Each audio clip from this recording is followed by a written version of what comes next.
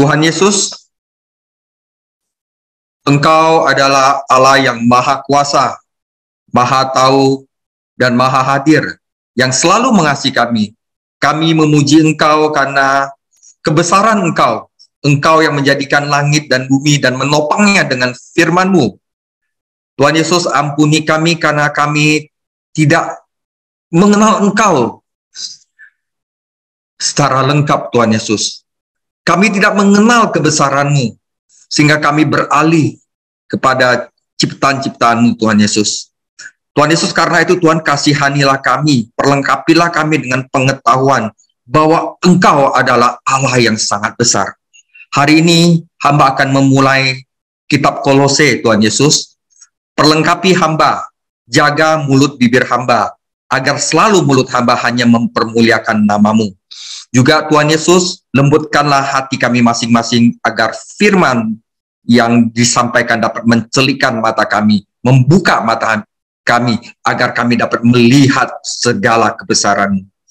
Terima kasih Tuhan Yesus, jauhkanlah kami daripada jahat, lepaskanlah kami dari percobaan, karena Engkaulah yang mempunyai segala kuasa, kemuliaan, dan kerajaan sampai selama-lamanya. Amin. Saudara, hari ini, selamat datang di dalam kitab Kolose, kitab yang sangat menarik.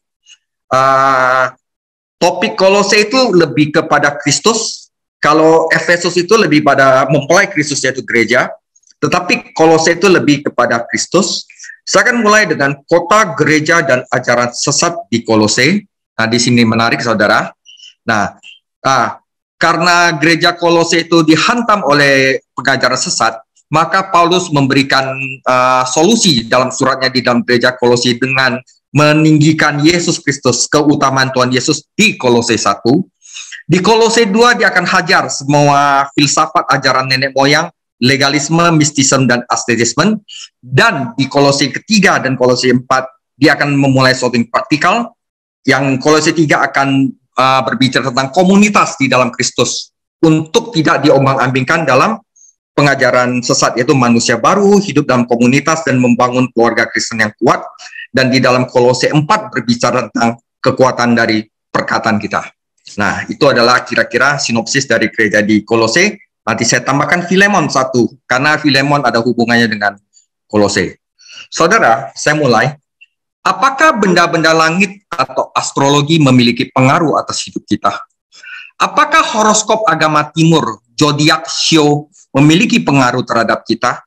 Apakah ada hubungan antara makanan yang kita makan dan kehidupan spiritual? Apakah Tuhan berbicara kepada kita dalam pikiran kita, melalui mimpi atau melalui penglihatan, atau hanya melalui firman-Nya Alkitab?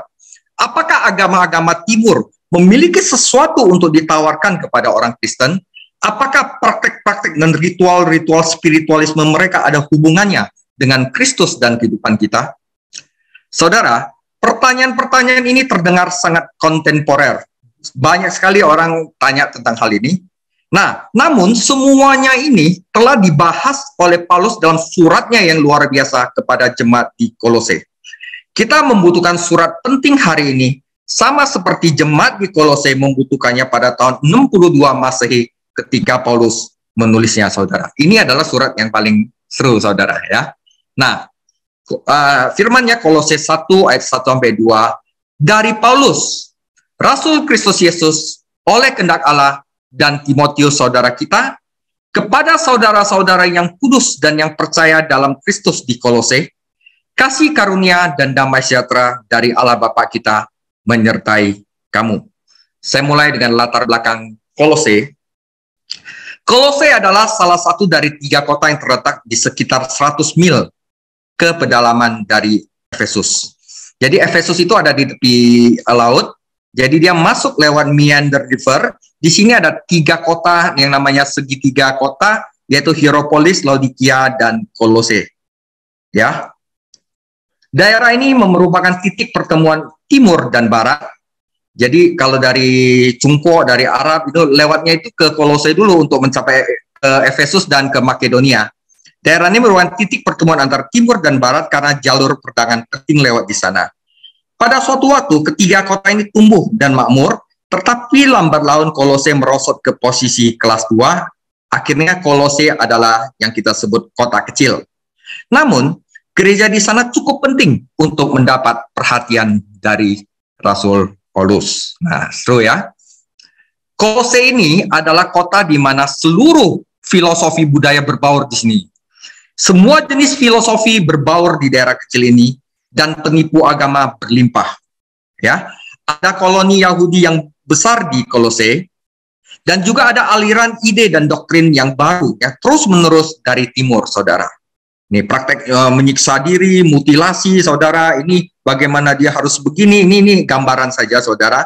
Ini adalah lahan subur untuk spekulasi agama dan ajaran sesat. Nah, saudara, gereja di Kolose. Kolose mungkin tidak akan pernah disebutkan dalam perjanjian baru jika bukan karena ada gereja di sana. Kota ini tidak pernah disebutkan di dalam kitab Kisah Para Rasul karena memang bukan Paulus yang memulai gereja di Kolose. Dia juga tidak pernah mengunjungi Kolose, saudara. Paulus telah mendengar iman mereka, tetapi dia belum pernah melihat orang-orang percaya ini secara pribadi. Ini adalah sebuah gereja dari orang-orang yang tidak dikenal di sebuah kota kecil, tetapi menerima suatu surat yang luar biasa dari Rasul Paulus. Bagaimana gereja Kolose dimulai? Saudara, gereja Kolose dimulai hasil dari pelayanan 3 tahun Paulus di Efesus. Jadi Paulus pernah ada di Efesus. Di situ Paulus menginjil.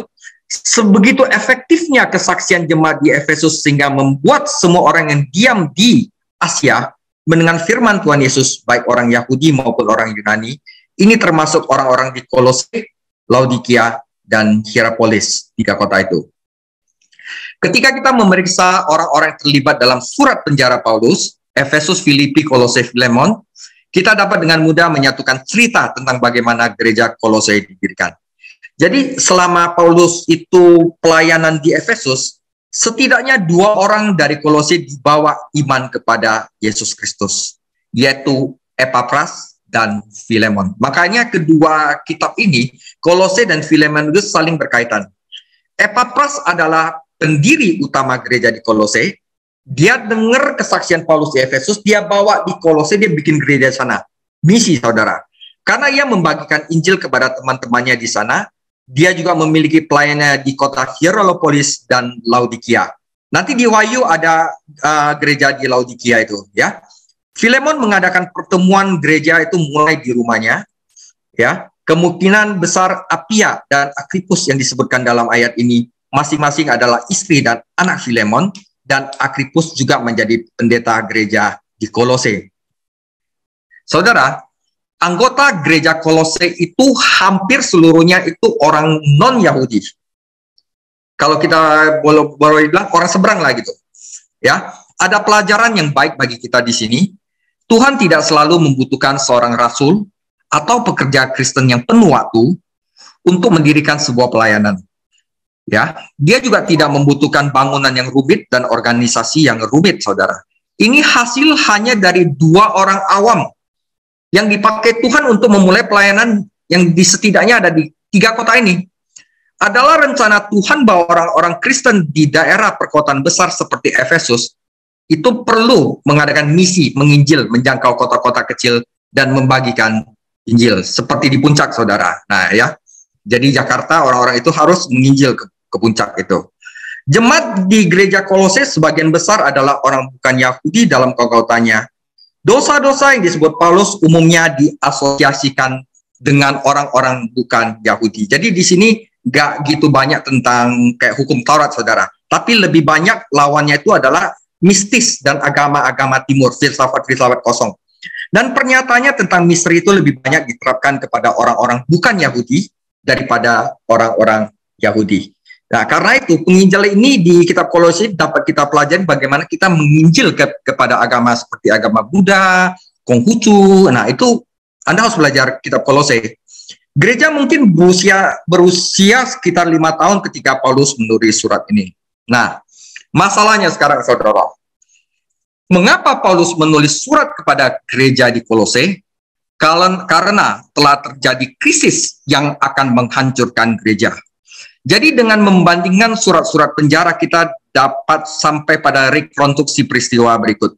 Paulus pada waktu itu adalah seorang tahanan di Roma, dia bertemu dengan seorang budak yang melarikan diri bernama Onesimus yang berasal dari Filemon, salah satu pemimpin gereja di Kolose. Paulus memimpin Onesimus kepada Kristus, dan kemudian dia menulis suratnya kepada Filemon, meminta temannya untuk mengampuni Onesimus dan menerimanya kembali. Itu di Filemon, saudara. Kira-kira pada waktu yang sama, Epapras sebagai pendeta, sebagai gembala di gereja di Kolose, muncul di Roma karena dia membutuhkan bantuan Paulus, bantuan firman, saudara. Beberapa doktrin baru sedang diajarkan di Kolose dan menyerang gereja dan menciptakan masalah. Jadi, Paulus menulis surat ini kepada jemaat di Kolose untuk menyangkal ajaran sesat ini dan menegakkan kebenaran Injil Yesus Kristus. Saudara, Epapras ini rekan sepenjara Paulus. Epapras itu tetap bersama Paulus di Roma. Inilah Onesimus dan Tikhikus yang membawa surat-surat Paulus ke tujuan mereka. Efesus, Filemon, Epapras yang disebut rekan sepenjara Paulus, sebuah gelar yang juga diberikan kepada Aristarchus. Ini menunjukkan bahwa Epapras rela tinggal bersama Paulus untuk membantunya di penjara. Baik Aristarchus maupun Epapras tidak menjadi tawanan karena dia melanggar hukum atau ditangkap. Mereka adalah rekan Paulus yang rela mengorbankan kenyamanan mereka sendiri untuk melayani Paulus di penjara, saudara. Nah, kita mulai dengan serangan-serangan bidat di Efesus. Pertama, yang nama Gnosticism, saudara. Serangan Gnosticism. Apa bidat yang mengancam perdamaian dan kemurnian gereja Kolose? Itu adalah kombinasi dari filsafat timur dan legalisme Yahudi, dengan unsur-unsur yang oleh para ahli Alkitab disebut Gnosticism. Ini berasal dari kata Yunani gnosis yang berarti mengetahui. Jadi seorang agnostik adalah orang yang tidak tahu. Para gnosis itu membual, menipu jemaat-jemaat di Kolose bahwa orang-orang yang tahu adalah orang-orang ketiga sampai pada hal-hal yang mendalam tentang Tuhan, dan mereka membual bahwa mereka adalah bangsawan spiritual di gereja. Tanpa mereka tidak bisa mengenal spiritualitas yang tinggi. Pertama-tama bidat ini menjanjikan kepada orang-orang persatuan yang begitu erat dengan Tuhan sehingga mereka akan mencapai kesempurnaan spiritual. Kepenuhan spiritual hanya bisa menjadi milik mereka jika mereka masuk ke dalam ajaran dan upacara yang ditentukan oleh bidat ini, saudara. Ada juga pengetahuan penuh kedalaman spiritual yang hanya dapat dinikmati oleh inisiasi. Inisiasi ini akan melepaskan mereka dari hal-hal duniawi dan menghubungkan mereka kepada hal-hal surgawi. Ini bidat, saudara. Ya, kita nggak perlu itu. Kita sudah cukup di dalam Yesus Kristus, saudara. Baca Alkitab, kita percaya itu. Roh Kudus bekerja dalam kita, udah beres. Gak perlu sampai masuk ke dalam upacara, inisiasi. Itu semuanya adalah sesat, saudara. Filsafat buatan manusia. Tentu saja semua ajaran ini hanyalah filsafat buatan manusia yang didasarkan pada tradisi, bukan pada kebenaran ilahi. Itu tumbuh dari pertanyaan filosofis seperti ini, saudara. Mengapa ada kejahatan di dunia jika ciptaan dibuat oleh Tuhan yang suci? Ketika para filsafat ini berspekulasi dan merenungkan, mereka sampai pada kesimpulan yang salah bahwa materi itu jahat. Kesimpulan palsu mereka berikutnya adalah bahwa Tuhan yang suci tidak mungkin dapat berhubungan dengan materi yang jahat. Jadi harus ada serangkaian emanasi, flow forth from its source, ada medium dari Tuhan kepada ciptaannya. Sedangkan ajaran Kristen, Tuhan Yesus datang ke dunia bersama-sama dengan dunia, bahkan tinggal di dalam manusia untuk menjadi satu dengan manusia sehingga manusia dapat menjadi anak Allah.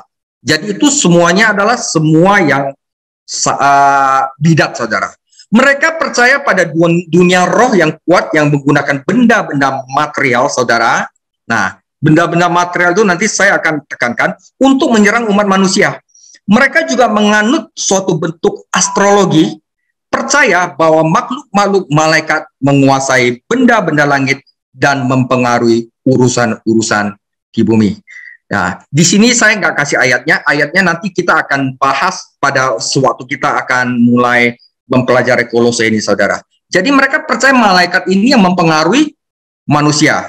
Nanti saya akan buktikan. Nah ya, legalisme dan asketisisme ditambah spekulasi timur adalah bentuk legalisme Yahudi. Para guru percaya bahwa ritual sunat sangat membantu dalam perkembangan rohani.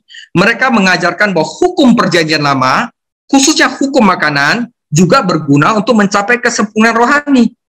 Padahal firman Tuhan mengatakan, jika engkau makan, nggak tambah spiritualismemu. Jika engkau tidak makan, juga tidak tambah spiritualismemu. Spiritualismemu itu ada, lengkap di dalam Kristus.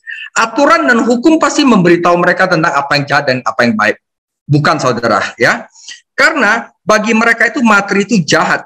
Mereka harus menemukan cara untuk mengendalikan kodrat manusia mereka sendiri dalam mengejar kesempurnaan ini. Dua praktek yang berbeda dihasilkan. Satu aliran pemikiran berpendapat bahwa satu-satunya cara untuk menaklukkan materi jahat itu adalah melalui disiplin kaku atau asketisme. Ada orang menyalibkan diri sendiri, puasa sampai tubuhnya kering, atau melakukan hal-hal yang melukai tubuh mereka sendiri, seakan-akan materi itu jahat, saudara. Nah, itu ada di Kolose 2 nanti, ya.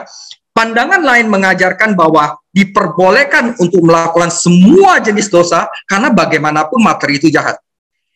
Nah, tampaknya pendapat pertama yaitu asketisme adalah yang paling dominan di Kolose. Nah, saudara, bidat menyerang iman Kristen. Sangat mudah untuk melihat bagaimana ajaran semacam ini merusak dasar-dasar iman Kristen.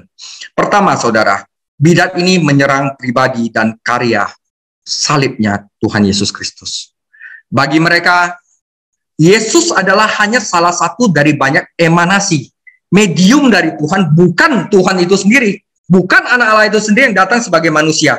Inkarnasi berarti Tuhan menyertai kita, Immanuel. Tetapi guru-guru palsu ini mengklaim bahwa Tuhan Yesus menjaga jarak dari kita.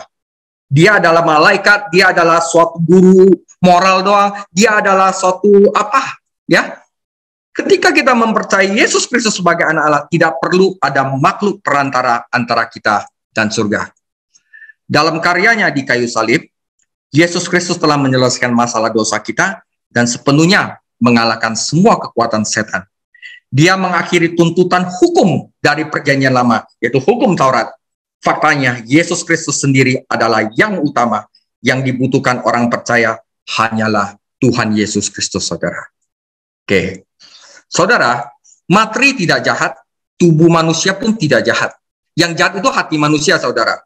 Setiap orang dilahirkan dengan sifat manusia itu yang jatuh, yang ingin mengendalikan tubuh dan menggunakannya untuk dosa. Nah, sifat manusia itu jahat.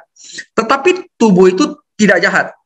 Jika demikian halnya, Yesus Kristus tidak akan pernah datang ke bumi dalam tubuh manusia. Dia juga tidak akan menikmati berkat-berkat kehidupan sehari-hari ketika dia melayani bumi. Seperti menghadiri pesta pernikahan di Kana, menerima undangan makan malam, makan di tepi pantai dengan murid-muridnya.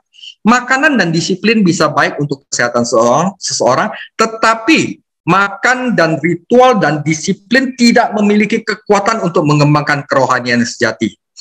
Saudara, adapun astrologi dan pengaruh malaikat dan benda-benda langit, Paulus mencela ini dengan penuh semangat. Di kayu salib, Tuhan Yesus telah memenangkan kemenangan penuh atas semua kekuatan setan. Orang Kristen tidak perlu lagi beralih kepada dasar-dasar dunia, saudara. Nanti ada ya. Kata yang diterimakan dasar ini berarti makhluk, unsur, dan prinsip-prinsip dasar. Nah, saudara, mistis menyangkal pribadi Tuhan Yesus. Dalam hal ini mengacu pada makhluk-makhluk yang menurut kaum Gnostis mengendalikan benda-benda langit yang pada gilirannya mengendalikan peristiwa-peristiwa di bumi. Orang-orang percaya yang berkonsultasi dengan horoskop menggantikan mistis dan tahyul dengan firman Tuhan dan menyangkal pribadi dan karya Tuhan Yesus. Ajaran palsu ini adalah kombinasi yang menipu dari banyak hal. Gabungan dari legalisme Yahudi, filsafat timur, astrologi pagan, mistisisme, dan aksesisme. Ada sesuatu untuk semua orang, dan inilah yang membuatnya sangat berbahaya, saudara. Guru-guru palsu mengklaim bahwa mereka tidak menyangkal Yesus Kristus. Mereka tidak menyangkal iman Kristen, tetapi hanya mengangkat ritual-ritual spiritualisme itu ke tingkat yang lebih tinggi. Mereka menawarkan kepenuhan dan kebebasan kehidupan yang memuaskan, yang memecahkan semua masalah yang dihadapi orang. Saudara, apakah kita memilih bidat pada hari ini, saudara? Wah, saudara, banyak, saudara, dan makin terselubung. Ya, kita banyak melakukannya. Dan itu sama menipunya dan berbahayanya. Ketika kita menjadikan Tuhan Yesus Kristus dan firman Tuhan hanya sebagian dari sistem dan filsafat agama total, Jadi agama bukan Tuhan. Kita berhenti memberikan dia keunggulan nomor satu. Ketika kita berjuang untuk kesempurnaan spiritual atau kepenuhan spiritual melalui formula, disiplin, ritual, kita mundur, saudara, bukannya maju. Saudara, umat Kristen harus berhati-hati untuk mencampurkan iman Kristen mereka dengan hal-hal yang memikat, saudara. Seperti yoga, meditasi transendental, mistisisme timur, dan sejenisnya. Kita juga harus waspada terhadap guru-guru kehidupan yang lebih dalam, yang menawarkan sistem kemenangan kepenuhan yang mengabaikan pengabdian total kepada Kristus Yesus. Saudara, Tuhan Yesus itu mau pengabdian total. Hukum terutama adalah kasihilah Allahmu dengan sepenuh jiwamu, sepenuh dengan pikiranmu, sepenuh dengan kekuatanmu, sepenuh. Tuhan Yesus mau totalitas, saudara. Jangan kita melenceng-melenceng ke yang lain-lain. Dalam segala hal, Tuhan Yesus harus memiliki keunggulan. Jika kita memahkotai Tuhan Yesus, mahkotakan dia di tempat yang paling unggul, saudara. Saudara, ajaran sesat ini sangat bertentangan dengan ajaran Paulus. Dibutuhkan pandangan negatif tentang kehidupan. Wah, Tuhan itu jauh, materi itu jahat, kekuatan iblis terus-menerus mengancam kita. Iman Kristen mengajarkan bahwa Allah itu ada dekat di kita. Dan Allah menjadikan sesuatu baik, meskipun ya karena kejahatan manusia itu dapat digunakan untuk kejahatan. Dan bahwa Kristus telah membebaskan umatnya dari kuasa kegelapan. Ajaran sesat ini mengubah dunia menjadi penjara yang menakutkan, yang memperbudak. Sementara Yesus menjelaskan bahwa Bapa sedang bekerja di dunia ini untuk pemeliharaan miliknya. Kita sudah belajar tentang pemeliharaan Allah. Akhirnya guru-guru palsu ini mencoba mengubah orang dari luar melalui makanan, ritual, disiplin. Tetapi pertumbuhan rohani sejati datang dari dalam, yaitu makanan rohani, yaitu firman Tuhan, saudara. Nah, saudara, saya akan bagi sedikit astronomi dalam Alkitab, supaya kita dapat melihat kebesaran Tuhan Yesus, saudara. Ya, saya akan bacakan 5 ayat, Yesaya 51 ayat 6. Arahkanlah matamu ke langit, dan lihatlah ke bumi di bawah. Sebab langit lenyap seperti asap, dan bumi memburuk seperti pakaian yang sudah usang, dan penduduknya akan mati seperti nyamuk. Tetapi, saudara, yang terpenting, kelepasan yang kuberikan akan tetap untuk selama-lamanya, dan keselamatan yang daripadaku tidak akan berakhir. Yang penting apa, saudara? Keselamatan dan kemerdekaan, saudara. Ayub 38 ayat 31. Dapatkah engkau memberkas ikatan bintang Kartika dan membuka belenggu bintang Belantik? Dapatkah engkau menerbitkan mintakul buruk pada waktunya dan memimpin bintang biduk dengan pengiring-pengiringnya? Apakah engkau mengetahui hukum-hukum bagi langit atau menetapkan pemerintahnya di atas bumi? Saudara, Yesaya 40 ayat 26. Arahkanlah matamu ke langit dan lihatlah, siapa yang menciptakan semua bintang itu dan menyuruh segala tentara mereka keluar sambil memanggil nama mereka sekalian. Satu pun tiada yang tidak hadir, sebab Tuhan Yesus adalah Maha Kuasa dan Maha Kuat. Dia yang menciptakan bintang-bintang itu. Bintang itu adalah malaikat, saudara. Ya, Mazmur 148 ayat 2. Pujilah dia, hai segala malaikat, dan pujilah dia, hai segala tentaranya. Pujilah, hai matahari dan bulan. Pujilah dia, hai segala bintang terang. Mazmur 33 ayat 6. Oleh firman Tuhan langit telah dijadikan, oleh nafas dari mulutnya segala tentara-tentara langit, saudara. Saudara, jangan menyembah langit dan tentaranya. Mistisisme, saudara. Astrologi, sio, horoskop, bintang, papan oija, pakse nanti ya. Nehemia 9 ayat 6. Hanya engkau adalah Tuhan, saudara. Engkau telah menjadikan langit. Ya, langit, segala langit dengan segala bala tentaranya, malaikat, saudara. Dan bumi dengan segala yang di atasnya. Dan laut dari segala yang di dalamnya. Engkau memberi hidup kepada semuanya, termasuk bala tentara langit, sujud menyembah kepadamu. Saudara, Yesaya 34 ayat 4. Segala tentara langit akan hancur, dan langit akan digulung seperti gulungan kitab. Segala tentara mereka akan gugur seperti daun gugur dan pohon anggur, dan seperti gugurnya daun pohon ara. Ulangan 4 ayat 19.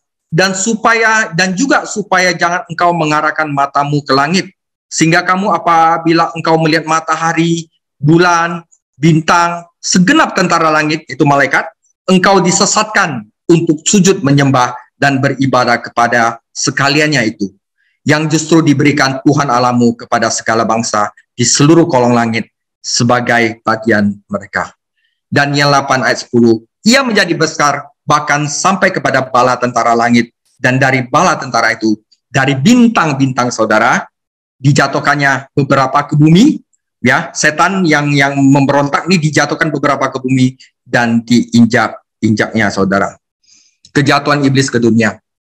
Maka tampaklah suatu tanda besar di langit, dan lihatlah seekor naga merah yang padam yang besar berkepala 7 dan bertanduk 10, di atas kepalanya ada 7 mahkota, dan ekornya menyeret sepertiga dari bintang-bintang di langit, malaikat saudara, dan melemparkannya ke atas bumi. Dan naga besar itu, si tua, yang disebut iblis atau setan yang menyesatkan seluruh dunia, dilemparkan ke bawah, ia dilemparkan ke bumi bersama dengan malaikat-malaikatnya. Lukas 10 ayat 18, lalu kata Yesus kepada mereka, aku melihat iblis jatuh seperti kilat dari langit saudara. Nah, saudara, saya akan saya nggak mau tampilkan gambar-gambarnya karena itu sama sekali kayak mempromosikan ajaran sesat ini. Jadi saya akan cerita aja praktek spiritualisme. Kita tahu benda-benda langit seperti kayak planet, bintang, itu sebenarnya adalah, bintang itu adalah malaikat saudara ya. Nah, astrologi saudara, Gregorian calendar. Nah, Anda tahu Januari, Februari, Maret, April, Mei, Juni sampai Desember itu sebenarnya dari kata apa saudara? Ya, pertama saudara, Romawi punya kalender itu 1 tahun itu adalah 10 bulan. Bulan pertama Januari berasal dari kata Janus. Janus itu adalah dewa Romawi, dewa pintu yang berkepala kambing saudara. Itu yang membawa manusia ke dalam dimensi-dimensi itu. Nah, akhirnya di zodiak itu dihubungkan dengan Capricorn saudara, kepala kambing. Nah, setelah itu Februari itu muncul dari kata Februari, muncul dari kata Februa yang arti ritual penyucian.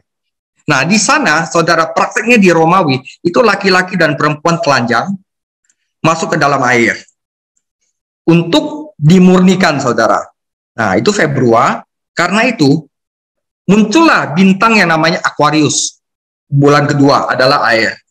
Nah, dan ritual itu bertepatan dengan 14 Februari, tengah-tengah dari bulan Februari yang namanya Valentine Day. Itu sebenarnya pesta seks saudara.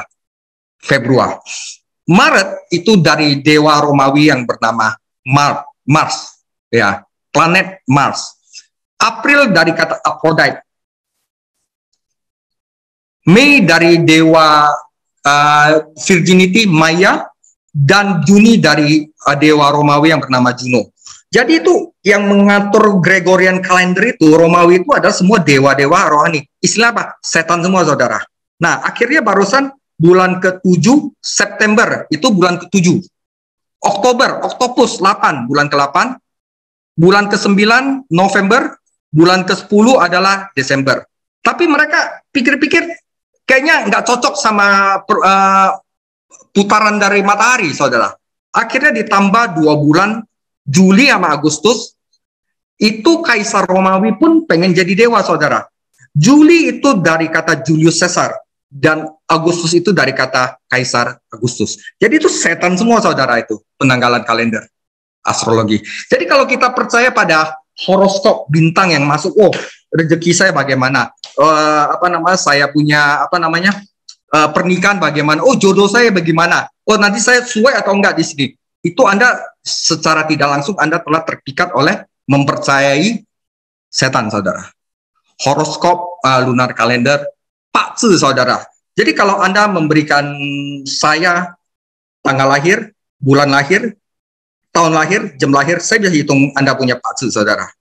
Nah, dulu saya pernah belajar ini, tapi sekarang saya tidak akan mempergunakan lagi. Itu seperti kayak mempermainkan takdir seseorang. Wah, kamu di sini tidak seimbang. Kamu harus ada elemen emas di sini. Kamu harus taruh kamu punya itu di tenggara segala macam. Nah, itu sebenarnya memasukkan setan, saudara. Nanti saya akan jelaskan tentang elemen. Ojabot, pemanggilan arwah itu ada di Amerika, tapi di Indonesia itu seperti jelangkung, saudara. Nah, kadang-kadang itu kita perlu hanya percaya saja agar setan itu bisa berhubungan dengan kita, saudara. Jadi kadang-kadang kalau kayak guna-guna itu mereka akan memasukin dunia arwah yang akan memunculkan diri seperti kayak sepupu kita, ayah kita, bapak kita gitu, saudara. Tapi firman Tuhan telah mengatakan kalau orang sudah mati langsung terputus hubungannya dengan orang di dunia ini. Jadi tidak ada seperti kayak ayah kamu datang dalam mimpi untuk kunjungi kamu. Itu bohong, saudara. Kalau kamu percaya, wah kamu udah masuk. Nah, itu adalah pemanggilan arwah. Body modification, saudara, memasukkan elemen asing ke dalam tubuh. Nanti elemen asing itu adalah elemen yang di atas besi, ya, emas, platinum, ruby, diamond, masukin ke tubuh, saudara. Ya, nanti saya akan jelasin. 5 elemen wusing fosui mu cintu, api, air, kayu, tanah, dan logam. Nah, ini juga saling mengendalikan. Dan meditasi yoga itu seperti orang bilang kan yoga nggak apa-apa, cuman untuk olahraga aja.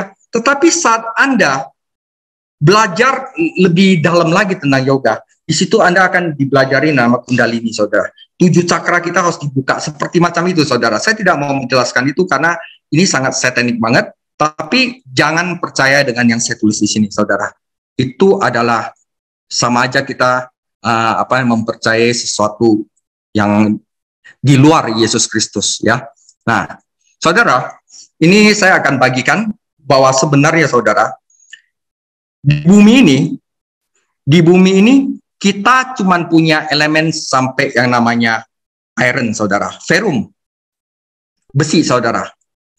Jadi kalau kita minum vitamin, suplemen misalnya, kita pasti bisa makan kayak ada magnesium, kalium, natrium, kalsium, zat besi, iron gitu ya. Tapi nggak pernah dong kita makan zat emas, aurum, ya kan, platinum kayak gitu-gitu, saudara. Nah, sebenarnya itu di bumi itu unsurnya itu hanya sampai besi, saudara. Dan ini adalah unsur yang paling stabil. Nah, dari mana datangnya yang namanya emas, yang namanya berlian, yang namanya perak, dan yang lain-lain, saudara. Bagaimana dengan unsur yang lebih berat dari besi? Itu datang bukan dari dunia, saudara. Jika bintang yang paling masif pun dapat menggabungkan unsur-unsur hingga menjadi besi saja, dari mana asal unsur-unsur lainnya seperti emas, platinum dalam perhiasan, dan uranium yang terlibat dalam begitu banyak kontroversi?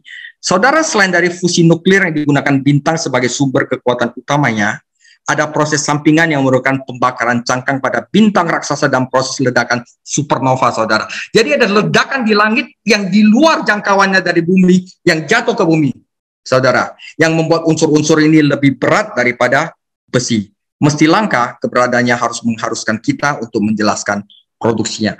Oleh sebab itu susuk, saudara. Susuk itu harus ada sesuatu yang bukan dari dunia ini, yaitu setan, saudara. Emas dimasukin ke dalam tubuh, perak dimasukin dalam tubuh, platinum segala macam. Nah, saudara, sedangkan manusia ini sendiri itu dasar bumi itu karena manusia diciptakan dari tanah itu hanya sampai unsur besi doang. Nah, ini istilahnya bagaimana astronomi menjelaskan tentang teologi. Nah, jadi istilahnya seperti kamu memasukkan setan ke dalam tubuh kamu, saudara. Di dalamnya itu sudah ada sesuatu yang tidak baik, gitu loh, saudara. Nah, saudara, sekarang ini saya masuk gambaran umum surat Kolose. Dengan latar belakang ini, kita dapat melihat surat Paulus kepada jemaat di Kolose dan mendapatkan gambaran umum tentang apa yang ditulis. Kita tahu bahwa suratnya kepada jemaat di Efesus ditulis dan dikirim pada waktu hampir yang bersamaan dengan surat Kolose. Dengan mengingat hal ini, kita dapat menemukan banyak persamaan antara kedua surat ini. Namun, penekanan dalam Efesus adalah pada gereja, tubuh Kristus, yaitu mempelai Kristus, tetapi penekanan dalam Kolose adalah pada Kristus sendiri, yaitu kepala dari tubuh. Dalam surat ini, Paulus menggunakan kosakata dari guru-guru palsu, tetapi dia tidak menggunakan definisi mereka. Dia menggunakan kata-kata ini dalam arti Kristen yang sebenarnya. Saat kita mempelajari Kolose, di dalam bidat juga ada ngomong kepenuhan, kesempurnaan, kelengkapan. Ya, di sini juga Paulus akan menggunakan kata-kata kebutuhan, sempurna dan lengkap, tetapi di dalam Yesus Kristus, saudara. Nah, Lebih dari 30 kali Paulus menggunakan kata sempurna. Dia juga menulis tentang hikmat yang merupakan istilah kunci dalam kosakata gnostik. Dia memiliki banyak hal untuk dikatakan tentang malaikat dan kekuatan roh. Tema utamanya adalah sempurna di dalam Yesus Kristus. Tidak perlu bagi kita untuk khawatir tentang mediator malaikat dan emanasi spiritual. Allah telah mengutus anaknya untuk mati bagi kita. Setiap orang yang percaya kepada Yesus Kristus diselamatkan dan merupakan bagian dari tubuhnya, gereja di mana dia adalah kepalanya. Kita telah dipersatukan dengan Kristus dalam hubungan yang indah. Jadi, tidak ada yang perlu ditambahkan ke dalam hubungan ini, saudara. Sudah, Yesus saja.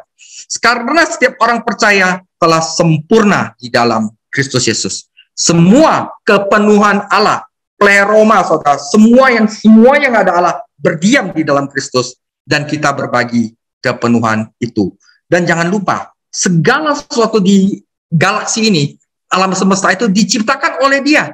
Kenapa kita malah percaya kepada galaksi? Dan di sini kita bisa melihat kebesaran Kristus Yesus, di mana bumi itu hanya setitik doang di dalam galaksi, dan manusia itu hanya seperti kutu aja, saudara. Dan bagaimana Tuhan Yesus sangat sayang kepada kita, sehingga Dia adalah Allah yang maha besar, yang menjadi penguasa dari segala galaksi, dapat bersatu dengan kita. Itu luar biasa, saudara. Saudara, saya hanya perlu Alkitab di bandara. Saat berada di bandara menunggu pesawat, saya dipanggil. Saya didekati oleh seorang pemuda yang ingin menjual buku kepada saya.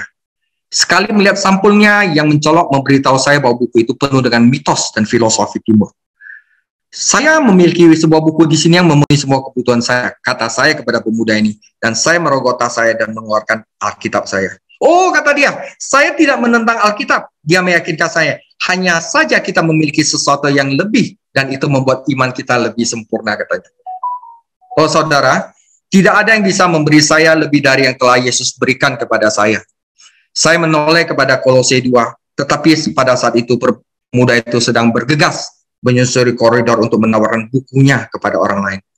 Sayangnya ada banyak orang Kristen yang benar-benar percaya bahwa seseorang, sistem agama atau disiplin, ritualisme dan asketisme dapat menambahkan sesuatu pada pengalaman spiritual mereka.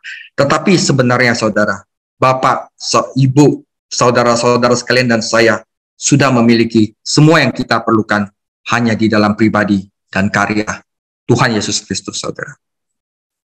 Jadi, saudara, ini gambaran Kolose 1:2. Kolose 1. Paulus tidak mulai surat Kolosenya dengan menyerang guru-guru palsu dan doktrin-doktrin mereka.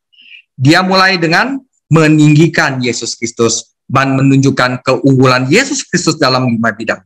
Pesan Injil, penebusan, penciptaan, gereja, dan pelayanan Paulus sendiri. Orang-orang yang kepadanya Paulus menulis tentang menjadi orang Kristen karena berita Injil yang dibawa kepada mereka oleh Epaphras. Jika pesan ini salah, maka mereka tidak diselamatkan sama sekali. Jadi setelah dia meninggikan Yesus Kristus, begitu ia telah menetapkan keunggulan Kristus, maka Paulus menyerang bidat di dalam pengajaran mereka sendiri, yaitu di Kolose 2, saudara.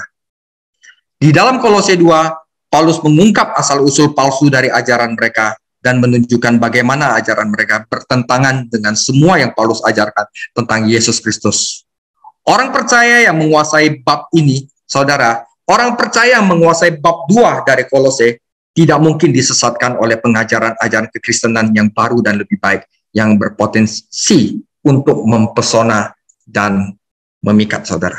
Jadi pelajari baik-baik Kolose 2, ini akan Anda tidak mungkin disesatkan lagi oleh pengajaran timur nanti. Nah, sekarang gambaran Kolose 3 dan Kolose 4. Tetapi Paulus tidak berpikir bahwa tugasnya selesai ketika dia telah menyangkal para bidat di dalam Kolose 2, karena dia masih memiliki beberapa kata penting untuk gereja. Dalam Kolose 3 dan Kolose 4, Paulus menjelaskan penangkal terbesar bagi ajaran sesat adalah, saudara, kehidupan yang di dalam komunitas di dalam Kristus. Seperti kita ini, saudara. Ada pengajaran tentang ini, kita bersekutu dalam gereja, kita ada rumah doa, itu kehidupan dalam komunitas Kristen itu penangkal terbesar bagi ajaran sesat, karena kita saling memperlengkapi. Mereka yang berkata, saya tidak peduli apa yang Anda yakini, asal Anda berbuat baik aja. Saudara, kekristenan itu bukan hanya tentang perbuatan baik, tapi tentang kebenaran gitu. Ya, ajaran-ajaran palsu itu datangnya itu bukan dengan sesuatu yang jahat, tapi dengan sesuatu yang baik, tapi nggak benar, saudara. Ya, asalkan ya apa yang kita yakini menentukan bagaimana kita berperilaku. Jika kita percaya bahwa materi itu jahat, kita akan menggunakan tubuh kita dengan satu cara. Tetapi jika kita percaya bahwa tubuh kita adalah bait Roh Kudus, kita akan hidup sesuai dengan itu. Saudara, pengajaran yang salah selalu mengarah pada kehidupan yang salah. Pengajaran yang benar harus mengarah pada kehidupan yang benar. Dalam 2 pasal penutup ini, Paulus menerapkan keunggulan Kristus dalam kehidupan sehari-hari praktikal. Jadi Kolose 3 dan 4 adalah tentang praktikal. Nah, saudara, saya sudah selesai. Belum. Kolose adalah surat yang sangat mendalam. Jika Kristus benar-benar unggul dalam hidup kita, maka kita akan memuliakan Dia.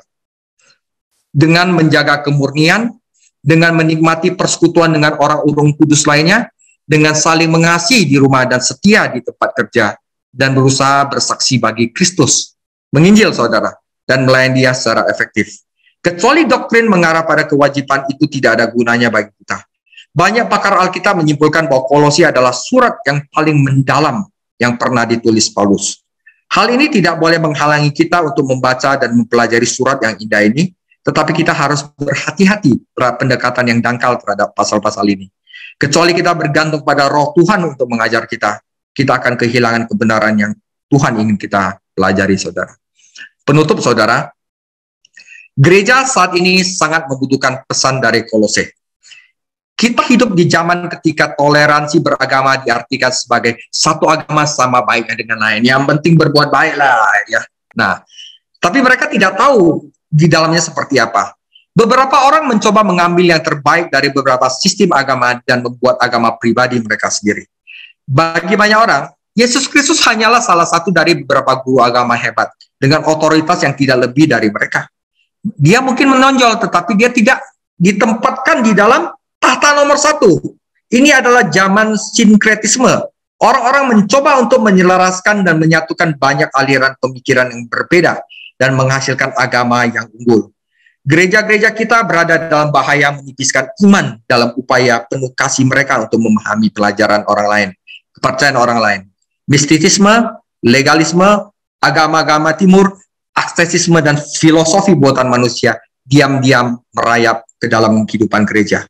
Mereka memang tidak menyangkal Tuhan Yesus Kristus, tetapi mereka menurunkan tahtanya dan merampas tempat kedudukannya yang layak, saudara.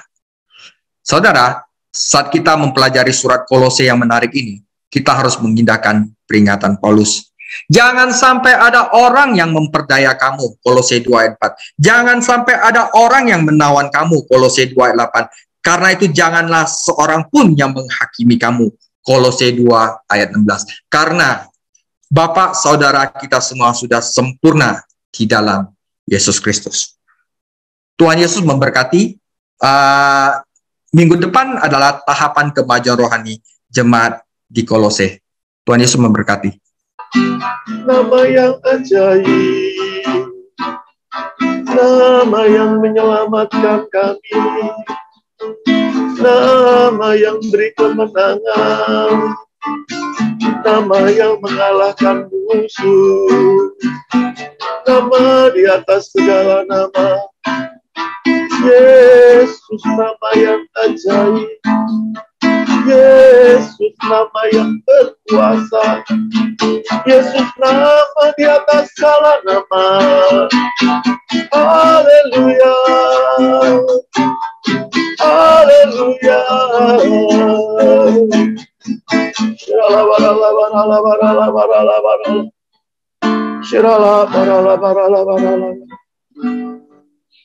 Bapak, terima kasih malam hari ini kami boleh hadir di kelas ini dan kami boleh mendengar dari zaman dahulu banyak pengajaran yang menyesatkan,